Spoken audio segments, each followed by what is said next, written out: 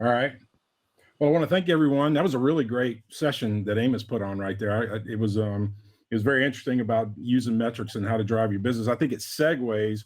What I think is really great about it, I think it segues right into this panel, right, which is the virtual handshake and transitioning from in-person to digital sales. So the panel we have here today, I'm going to introduce them really quickly, and then I'm going to let them say something about themselves. But Priyam Joshi, she's up in the wee hours of the morning in India to join us on this call.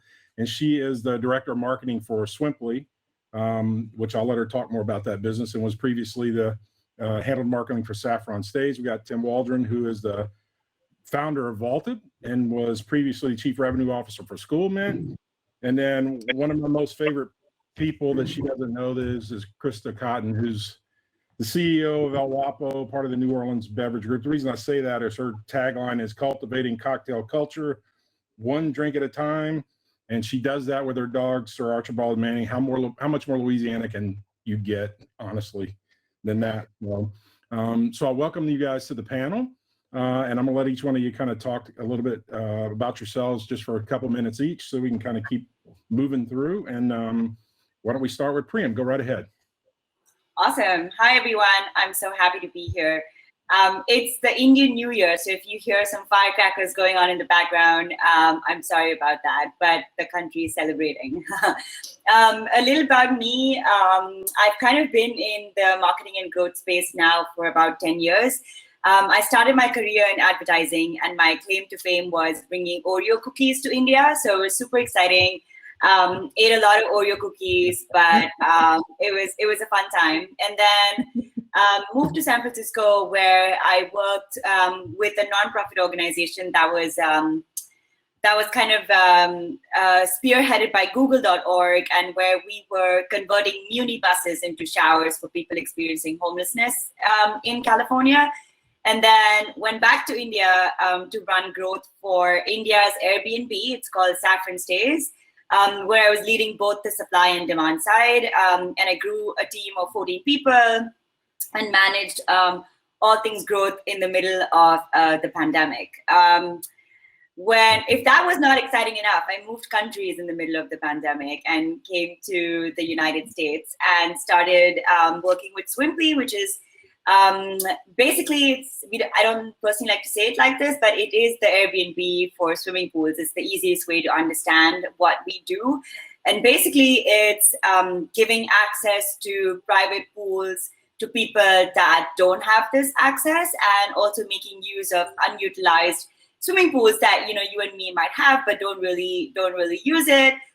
Make some money off them. So I've joined the team recently, and I'm leading up the supply growth, which is very relevant to what we're going to be talking right now when it comes to offline marketing translating into online. So really happy to be here.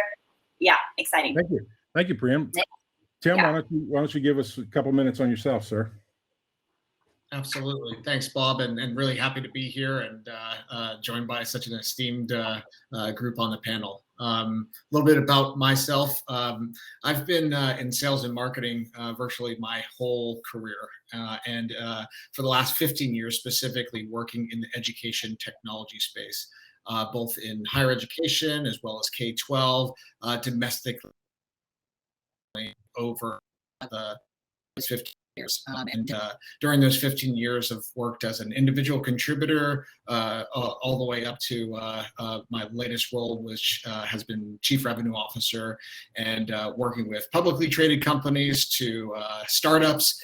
And where I'm at today with the organization VAWLTED was really, it was created, and why I launched the service was based upon seeing the need specifically in the education technology space of all of these phenomenal founders and entrepreneurs that have done wonderful things to get their stage of company to a specific stage, but really where they need help is understanding where the potential pitfalls and hurdles are as they go through the natural maturity of their organization from a growth perspective. So understanding when to hire a VP of sales, when to hire a VP of marketing, an SDR team, et cetera, et cetera. So,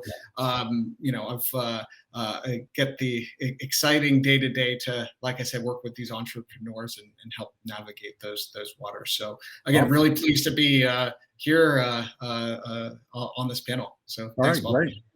Christina, you're up. Couple minutes. Tell you about yourself. Well, thank you, Bob, for the warm introduction. I appreciate that. And I too am excited to be here. I live in New Orleans, where my company is headquartered, but I got my start in the family business when I was honestly probably in middle school.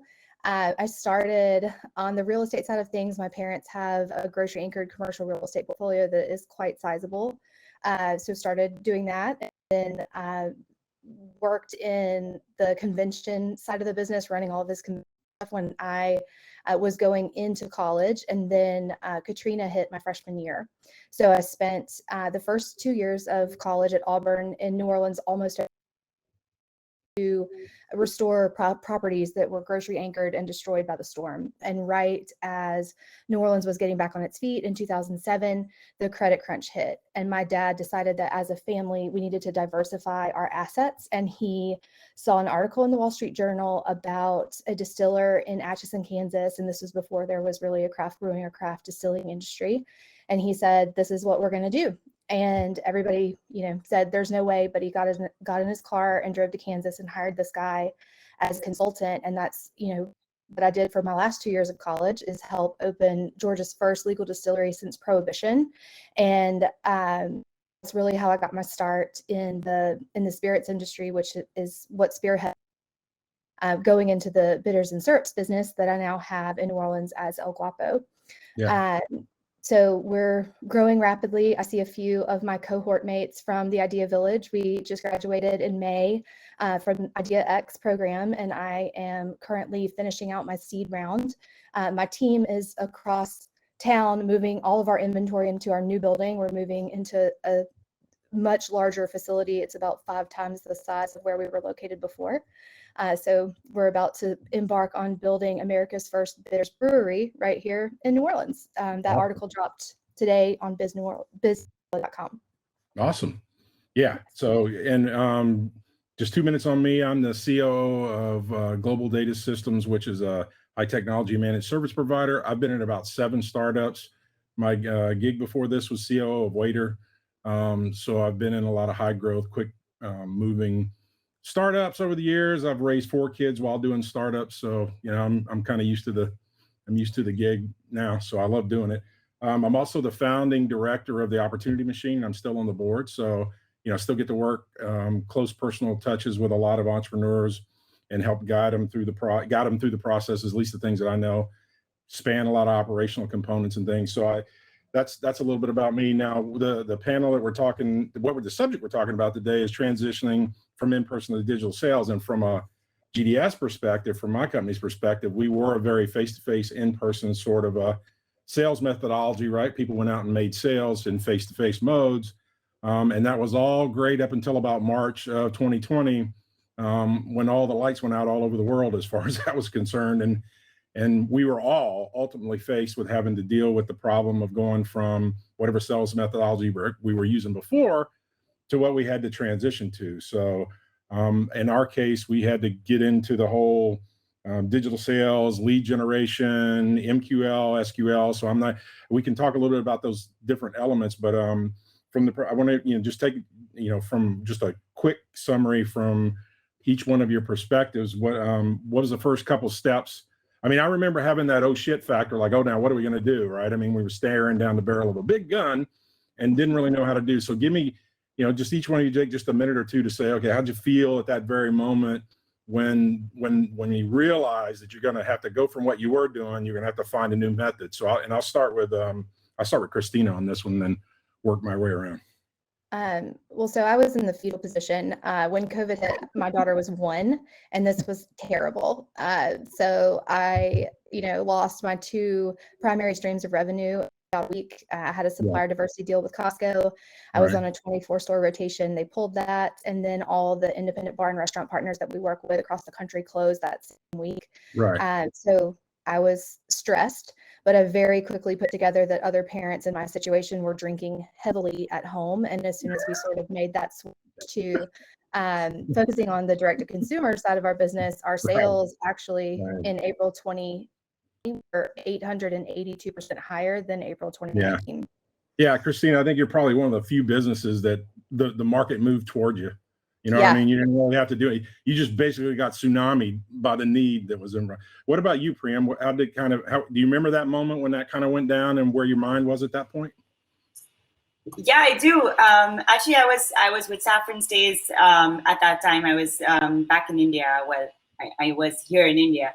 And for us, really, the whole business was based on relationships, right? So it was about convincing these homeowners that have these beautiful vacation homes to part with them. And, you know, sometimes it's easier to part with your kids than it is to part with these like private luxury estates that you have. And the whole idea was to take them out, to, you know, wine and dine them, and to kind of like convince them that they would make money off their homes. And a lot of it was relationship based. And now suddenly, you know, we're in our homes, we kind of don't know how to do this anymore. And I have a team that I met every day. We're 14 of us that would work together in office. And suddenly it's like, okay, no one's going anywhere. We're all sitting at home. It was obviously a major setback, you know, especially in the hospitality business. We went through a really, really rough time. You know, we had to close down, we had to cut down salaries, we had to really just take marketing spends down to zero. And it was frightening, you know, it was a lot of jobs were at stake. And so we just kind of used the time to rebuild some of our systems, like process-wise, you know, reach out to travel agents who've lost international business and try to get to local business. And so really just, you know, situations like this force you to think out of the box and see how else you can finagle this. And then we did, you know, we kind of figured out how to, you know, get these homes onto a platform via Zoom, you know, so we used to meet these homeowners on Zoom. They would take a tour of their home on Zoom for us. And like, I mean, business did go on. I think everyone adapted to this new way of working, but of course it took a good 3-4 months of like not doing anything to then find a new way of working and to really make this platform the new normal to build relationships. And it doesn't have to be one-on-one in person anymore. You know, you kind of just have to learn how to strike that that ice, you know, break the ice over Zoom. Yeah. So, Tim, talk about it. Talk about where you were at that point and kind of your initial decisions that you were kind of looking at, you know, for a few minutes here. Yeah, absolutely. So one thing, I'm calling in today from Lafayette, Louisiana. When the pandemic hit, I was in San Francisco. So a lot has changed, you know, since the pandemic had started. And, you know, as I reflect on where we were at that point in time and everything started to go down, you know, we were in a really unique, well, an interesting position is a better way to say it, because, you know, our ultimate customers, the educators, were acutely being impacted by the pandemic. And, you know, our first step, you know, where we live and breathe, you know, revenue goals day in and day out, we knew, since we were like with everybody else that shared in very much a relationship-based business, we needed to, you know, really empathize with our customers, give them some space, some kind of out what they were going through in particular. But in that time, you know, as a leadership team, we really, you know, did a lot of research into, you know, different ways of thinking, different case studies around operating in a, you know, really what it was a crisis type of scenario. So we could understand, you know, where did we need to pull back? Where did we need to press forward? What was the right balance? And you know, it was a new experience for all of us. And doing that upfront research and seeing foundationally where we were as an organization, I think put us in a good spot to make very informed decisions on continued success and growth in the organization. In doing that as well, our employees were really a paramount importance to us as well. So really putting together other playbooks around mental well-being and health and stuff like that, making sure that we have clear lines of communication up with our teams. Ultimately, though, it started to ease a little bit, and we started to test the waters, right? In terms of, all right, are you back online? Going out to our current customers that we had really good relationships, getting their feedback foremost, almost getting their approval to start to know when to start to do more of the cold outreach, right? And how to start positioning. So what I was really focusing in on was what verbiage were they using when they were talking about engaging from a business perspective, with others, and then ultimately applying that to future tactics and strategies. Got us through the early stages. Yeah. I mean, it's the same thing that we had to do as well, right? I mean, because it was all new. So trying to it was a lot of test and experimentation for the same reasons you were talking about. What's acceptable and not acceptable, and as you guys all remember, it was a very dynamic, fluid situation, right? In the beginning of the pandemic, not everybody knew how it was going to go. All the tools and tactics everybody was scrambling to go virtual as much as they could with their workforce. So there was a lot of disarray in the first 30, 60, 90 days. And then, once that kind of settled in, you could at least start experimenting with how to get in touch with them. Now, in talking with all of you beforehand, the one thing that kind of struck me is when we started talking about how the new methodologies that you wound up using, how that kind of impacted things like your close rate and that sort of deal, right? Because everyone's always interested in, okay, well, face-to-face, they make the assumption that face-to-face is always going to be the best possible solution for what it is that they're doing for their business, right? I mean, because that's historically how it's always been. And the one thing that the pandemic did was force us to do this experimentation and actually learn from it to really see what impact that had on our business. And I found it really striking and I'm going to ask each of you to kind of give your one or two liner about how it impacted your business, because it impacted each one of your businesses differently from from the perspective of how many people did you have to talk to close a sale, right? So, and I found it's really interesting, the dynamic between the three different businesses that you guys represent, how that actually sort of worked, right? So I'm going to start with Christina in this one, because I really thought that it was really interesting how it kind of impacted her business. So Christina, just give me a one or two lines about how it impacted, your new tactics impacted your close rate, and what some of the basic tactics were you used. So our close rate actually went up, which at first we were worried about. But what we found is that there was I call it the valley of despair, but there was a time where reaching out and doing outbound sales felt kind of grimy, because you just don't know where everybody is. And even though we were doing really well, a lot of our clients were not. Right. So we started just checking in on them on a basic level of like, what do you need? What can we do to help? And that sort of stuff started turning into sales. We also found that we had an uptick in inbound interest, because there were so many people struggling with supply chain, and they were looking to replace their current vendors that just didn't have the product to put on the shelves. So, we had sort of the inverse experience that most people had. Yeah, I remember you, and I remembered you mentioned that like close to 75% of your sales was through a distribution channel before the pandemic, right? And you only had about 30% that was really digital, and that completely swapped ends. So at the height of the pandemic, it went from, we were at roughly 70 to 75 on any given year wholesale distribution, and then the remainder of that through direct to consumer. And at the height of the pandemic, when things were bad in March and April, that went as high as 92% in the opposite direction for direct consumer. Right. What we've since found, we really thought that it would be 50-50 in 2021, but our wholesale and distribution partners have rebounded faster and stronger than we predicted, and our business is actually higher in distribution and wholesale than it has ever been before. And it's not because our D2C has slacked off, it's just because those personal relationships have really brought forth additional sales to our brand.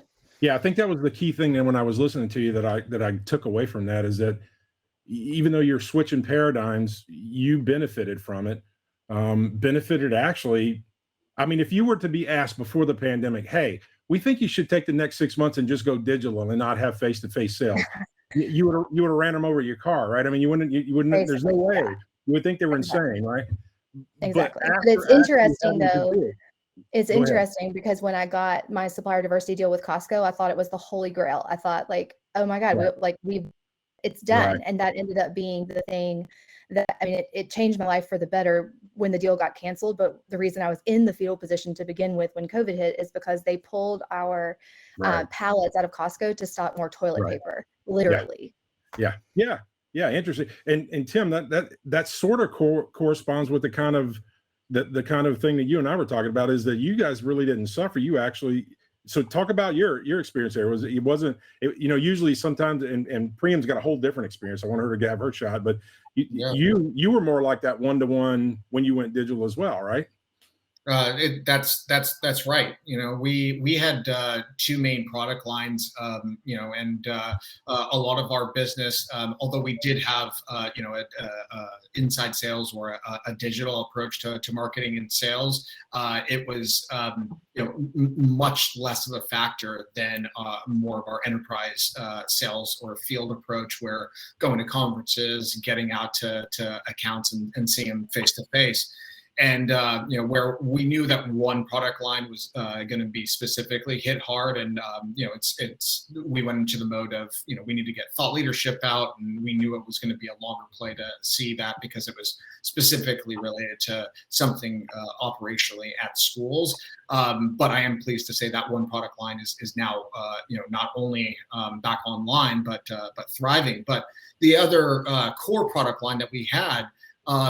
We had a majority of our strategy and tactics were face to face, and I was sitting there because my focus is very much on the data, looking at conversion at every stage, and I'm like, we're gonna really suffer from our conversion here as we move from going on site. But the reality is that we started to try different tactics and strategies, and as I started to evaluate the different conversion rates and other metrics we track, that it not only maintained the same, but it started to ultimately, towards the tail end of where we're at today, it started to increase our conversion rates. And ultimately we got sharper as a team, and our approach, and some of the things that we were doing in terms of getting smarter of how we present in a virtual environment, the do's, the don'ts, and that whole playbook was instituted as well. So it was daunting at first, Bob. I remember the same sort of feeling, thinking about how you just, because you didn't know. It was the unknown that was that really was the part. And even being you get used to risking death a lot when you're in startups anyway. But even for me, it was like it was pretty, it's pretty daunting, because like the rules of the universe had changed all of a sudden, and nobody knew what the rule set was going to be, and you had to kind of figure that out. I want to tell everybody, if you have questions, be sure and put them in the Q&A section so that we can pick those up as we go. And Priyam, your perfect timing, Priyam. So here we go. So I know that your experience as far as how that conversion rate kind of went for you was substantively different, right? I think you and I were kind of talking about it was, if you talk to 100 people, you could close 10. And then, so talk about how that changed when you went digital. So a couple of things happened. One is for host acquisition, to get more people with pools onto the platform, we found that the easiest way is to kind of show them what the experience is going to be like, right? So for example, if you have a pool, you come to an event where you see these families enjoying pool time, you see these kids having a great time in the pool, and then as a host, you're like, wow, I could host this in my backyard. This is amazing. I do this anyway, and now I can get paid for it. And so that event created so much emotion and so much charge that they were like, okay, I want to do this. They would go home, sign up, immediately get onto the platform, right? And of course, they could meet us. We could answer all the questions. And so the conversion rate was like, if we get like 100 people to the event, we're definitely going to have about 20 signups, which was amazing, right? Like that's a really good 20 hosts kind of getting onto the platform and starting to earn revenue. Now we're not doing events anymore. We're trying to get all of these people through direct mail. We're trying to get all of these people through some ads on Facebook. You know, we're trying to do outbound calls. We're trying to do PR. And so it was like a bunch of different mediums used that we would do sort of in one event where the work was kind of done there, right? And now we're trying to get through them through different mediums. And so I think the biggest learning for me was the cocktail of mediums and messaging that I needed to use to get the same point across as I would, you know, just if I was meeting the host and telling them about what they should do on Swimply. So it got a lot harder because now I'm trying to convince somebody to let strangers into your backyard and use your pool just by sending you a direct mail and then showing you some videos online and then kind of following up with an email. So definitely the effort is more, the cost per acquisition is much more. And also the conversion rate is like, you know, you need to reach a wider number of people. So with events, if it was 100 and I got 20 converted, with direct mail, it's like 100 and probably like 1 or 2 converted, right? So there's definitely a big difference there in the way that I had to approach them and also the money that I was spending to acquire them.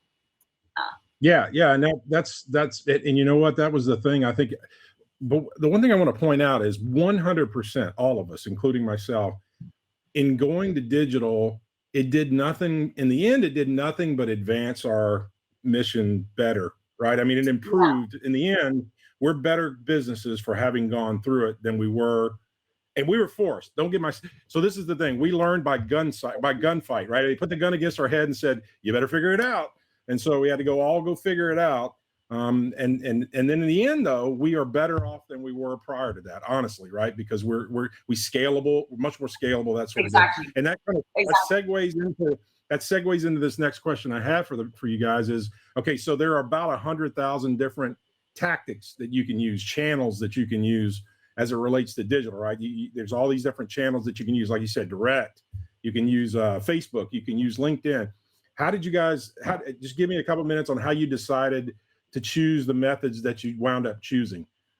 So I'll start again. You know what? I'll start with Tim this time. Tim, how'd you kind of decide which channel? I mean, in the end, you tried a bunch, but how did you come down on the ones you wound up ultimately choosing?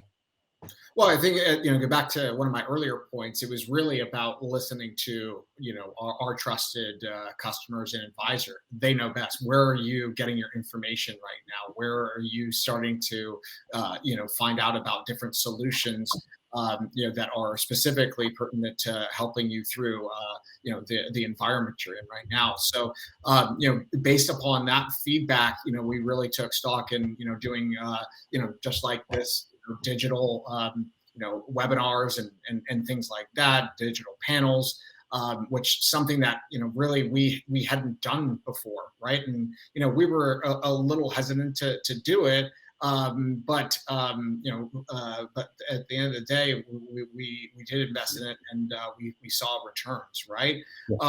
And why we were hesitant to do it is that, a lot of the organizations that were putting these on, these type of panels and virtual conferences were charging a significant fee to do it. And we knew that they hadn't proven if it was working or if they were getting the attendees, but ultimately you have to take a risk, and we did, and we saw some returns.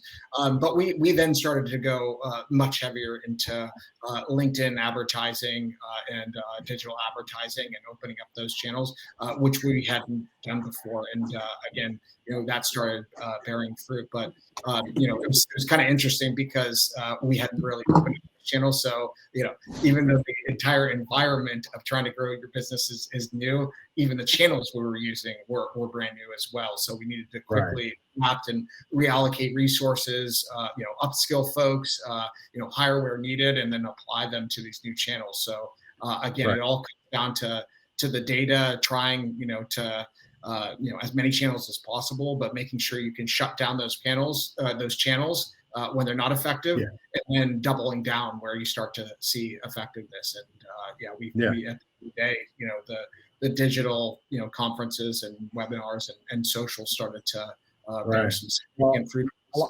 I like the fact that you use customer discovery as one of your methodologies, right, to try and determine the right kind of channels to go down. So for Priyam, how did you, which, short little blurb on how, which tactics you choose and why? Which ones did you experiment and which ones did, paid off for you? So it was a cocktail, really. There had to be, I agree with what Tim said, is like opening up of new platforms. So like trying something like Neighbor, or going to like your Snapchat for demand and TikTok for demand, and things that we wouldn't have done earlier. And now we're trying to, get eyeballs, and get everyone aware of this crazy thing where you can rent people's pools. And so that was kind of on the demand side, where we're exploring new platforms, new ways to reach people. Because like honestly, Facebook and Instagram sometimes hits, ad fatigue very quickly, and you need to kind of refresh your creatives more often than not for things to start, for things to move as quickly as you want to. But what did work for us, when things opened up, is like we did a lot of door-to-door sales.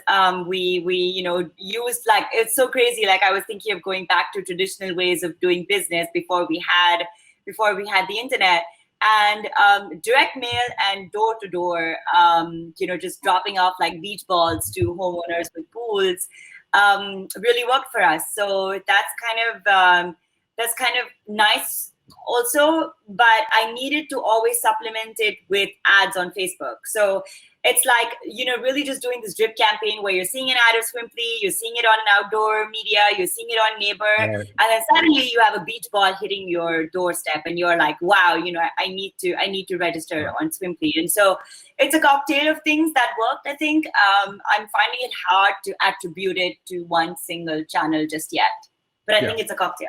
Yeah. Yeah, well, that's good. Well, I mean, that's the old rule, right? They need to see your name 3 times in a short amount of time, right, to kind of register that you exist, right, as an entity. And exactly. So that kind of follows the old school thing. But the methods, like the beach ball deal, is a brilliant move, right? Because that's a much more physical, tangible, you made it real kind of a thing. So, Christa, I know that one of the things that you wound up doing is that you mentioned the fact that you guys really leaned heavily on your blogs, and you also did what, one of the tactics we used at Waiter, which you use photography to kind of help boost the interest in what it is you do. So talk about your tactics a little bit. So right when this happened, and we lost Costco, and then all of our bar partners shut down, our wholesale and distribution went from 60 to 0.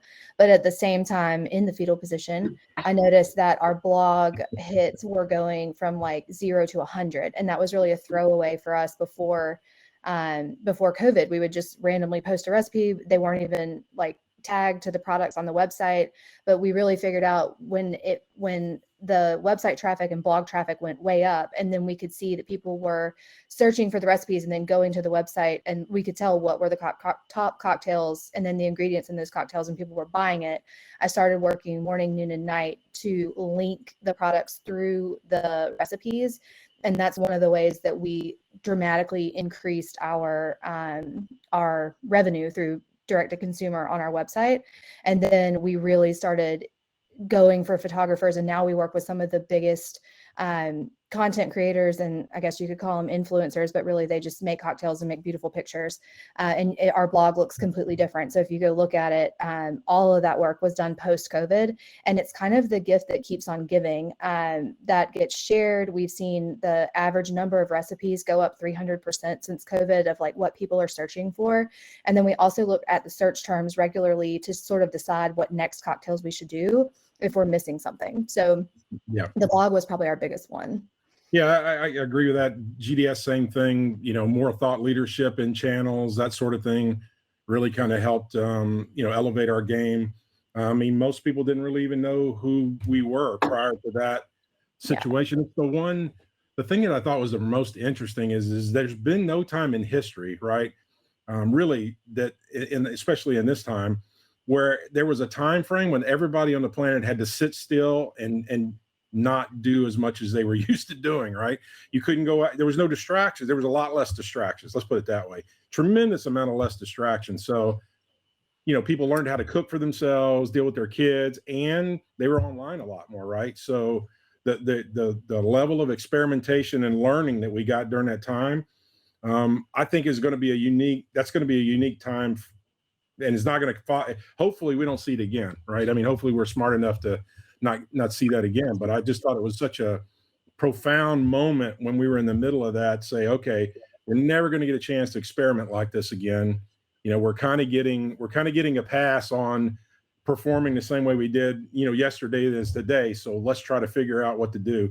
And each one of you, I think, has been, has learned something and has moved their company forward in the middle of that. And I think that's what digital marketing and the virtualization of the sales process is going to do for everybody once they get a feel for it. And if you haven't done it already, then now's your best time to learn, because now you got veterans of the war that you can talk to now, right? Because there are companies who survived this and learned from it and succeeded. And those are the people I think you need to go and spend the time with, right? Just like we're doing here. So, out of, I think we're at 2:45 is kind of our number, I believe, Destin, right?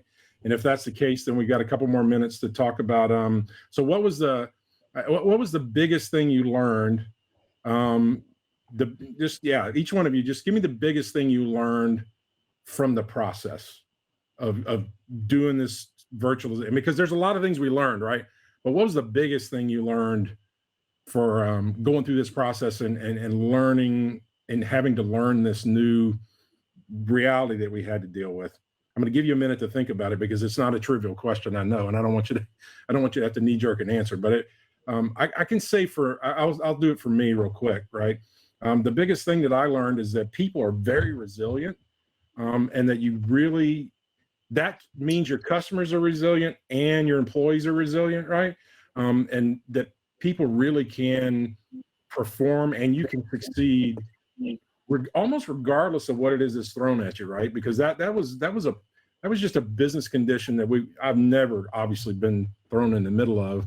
And out of all the things I've had to go through, it was such a profound thing to have to live through. That's the thing I learned the most, is that customers are actually very resilient and they're very tough.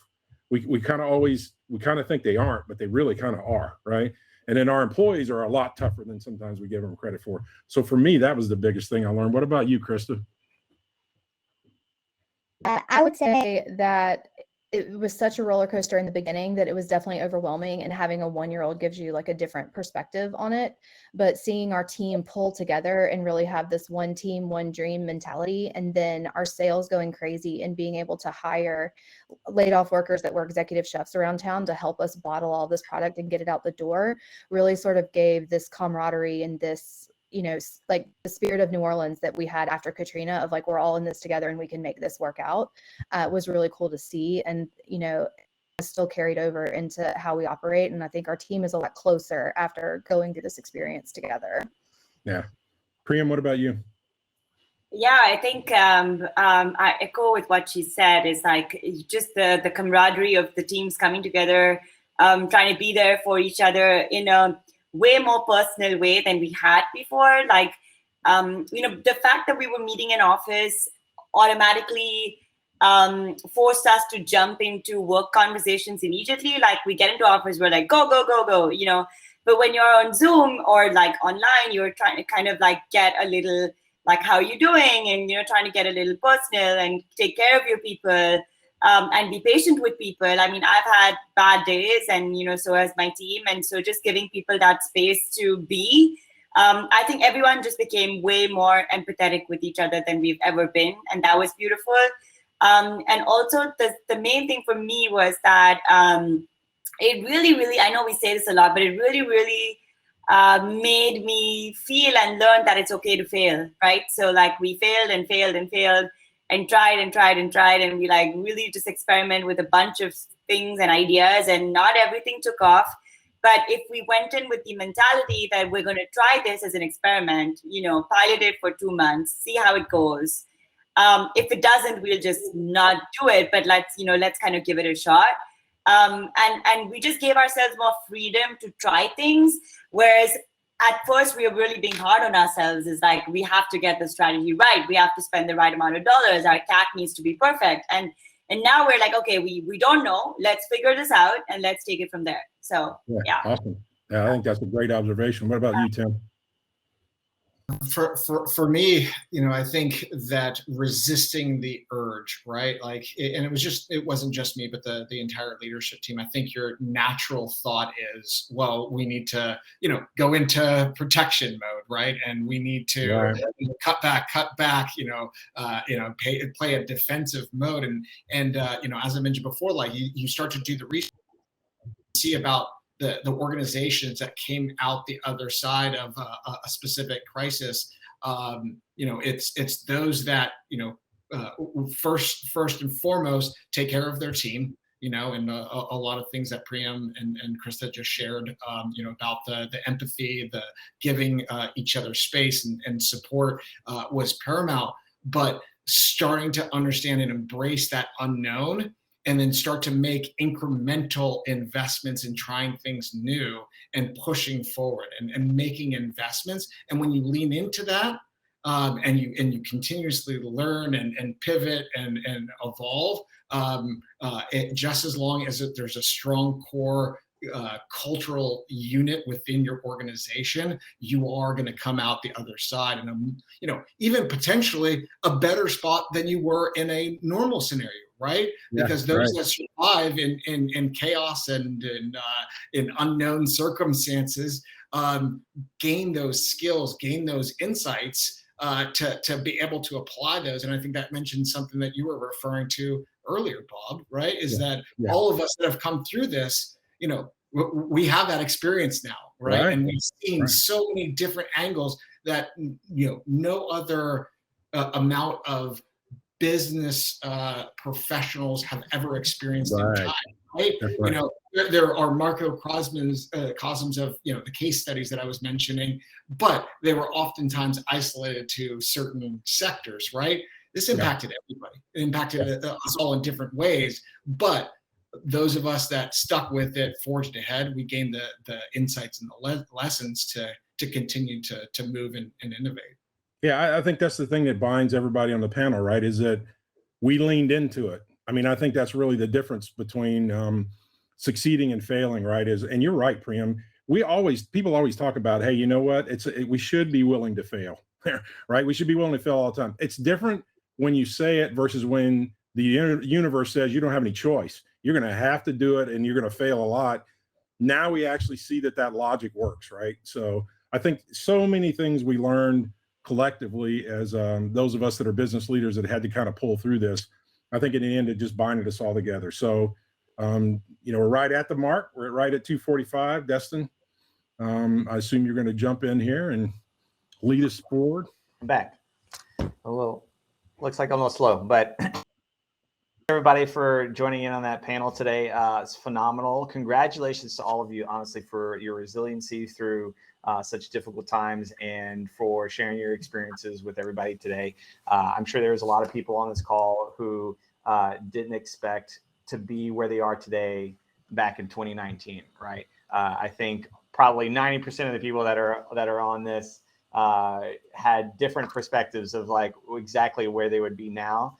And I think a lot of it having to be digital, but Priyam, I have to go back to the beach ball idea. Like that's the kind of stuff that I think a lot of people need to think creatively about, because while we did have to go super hard on digital for a while, I think we're starting to get a point where you can be a little more hybrid with things. And just because you can't physically be there in front of them or talking to them, it doesn't mean you can't have some sort of physical presence that's kind of like a virtual presence in a sense. So having that, channels of awareness and then hitting them with a beach ball at their front door, I think is a perfect example of what we were trying to get through this panel. And I think everybody had some great input, but I specifically want to call that out because I know a couple of people who are probably like light bulb going off. I know what I need to do now.